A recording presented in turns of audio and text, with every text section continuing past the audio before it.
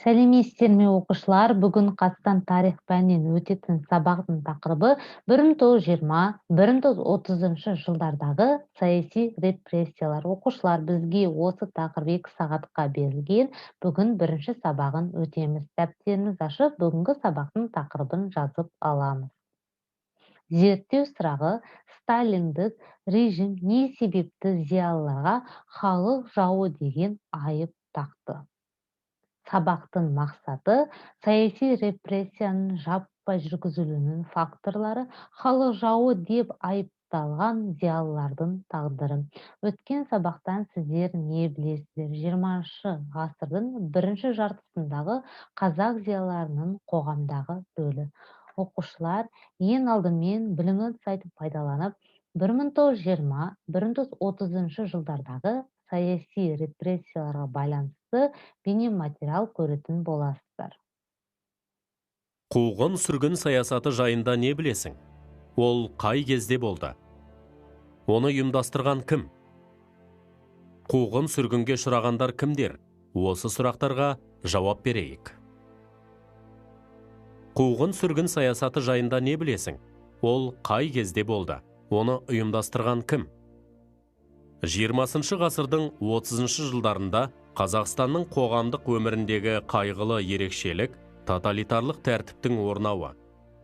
Сталиннің жеке басына табынудың нығаюы мен басқа көзқарасқа төзбеушілік, ел дамуы барысында туындаған қиындықтарды халық жауларының қастандығы деп жариялау әрекеттері барлық беделді тұлғаларды билеуші режимге оппозиция құралатын, яғни партия басшылары мен кеңес қызметкерлерін жоюға әкеліп соқты.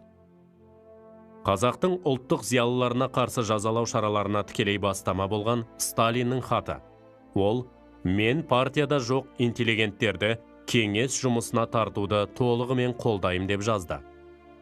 1925 жылы 29 мамырда Сталин қазақ зиялыларының тағдырында ерекше рөл атқарған өз хатында, сонымен бірге мен партияда жоқ зиялыларды қырғыз мәдениетін, қазақ мәдениетін дамытуға тартуды толық қолдаймын. Бірақ олардың саяси және идеологиялық майдандағы күрес ісіне араласуына түбегейлі қарсымын. Мен партияда жоқ интеллигенттердің қырғыз жастарының саяси және идеологиялық тәрбиесімен айналысуына да қарсымын, деп жазған. Қуғын-сүргінге ұшырағандар кімдер?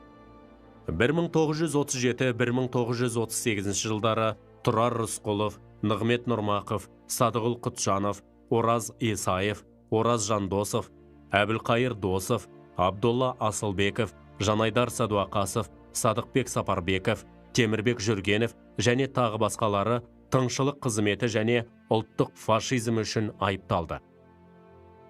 Ғылым мен мәдениеттің көрнекті қайраткері Ахмет Байтұрсынұлы, Әлихан Бөкейханов, Міржақып Дулатұлы, Әлімхан Ермеков, Халел Досмұхамедұлы, Мұхамеджан Тынышбаев, Мағжан Жұмабаев, Сәкен Сейфуллин, Ілияс Жансүгіров, Бейімбет Майлин, Санжар Асфендияров, Жұмат Шанин, Қошмұхамбет Кемеңгеров және тағы басқалар ату жазасына қуғын-сүргінге ұшырады. Оларға тағылған айып негізсіз болды. Көбінесе оларды ауыл шаруашылық дағдарысына, 20-30 жылдардағы көтерілістерге айыпты деп кінәлап, Қазақстанды бөліп алуға әрекет жасады. Жапон шпионы деп айыптады. Қарағандыда және бірқатар аудандарда халық жаулары үстінен ашық сот процестері жүргізілді.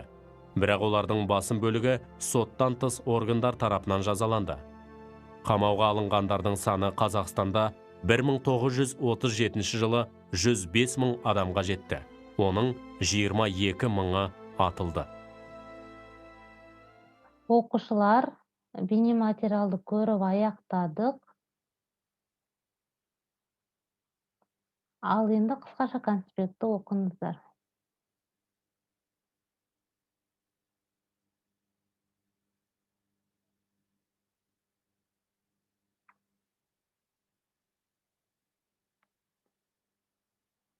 Оқушылар, егер қысқаша конспектті оқып болсаңыздар, тапсырма орындайық. Бірінші тапсырма: сөйлемдегі бос орындарға қажетті сөздерді пайдаланып толтырыңыздар.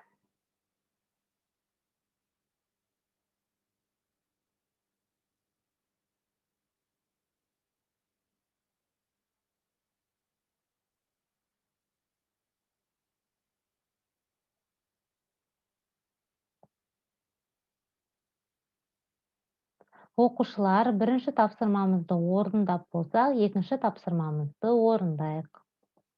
Экинчи тапсырма сандар сүйлөйдү. Яғни 1920-1930 жылдардагы саясий репрессиянын зардаптарын жазуу керексиздер.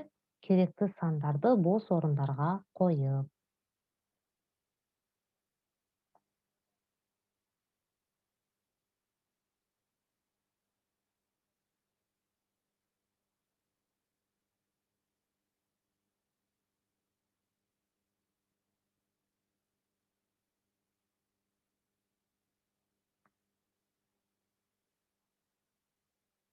Окуучулар, эгер сиздер тапсырмаларды орундап болсоңуздар, бүгүнкү биздин сабак аякталды. Сау болуңуздар.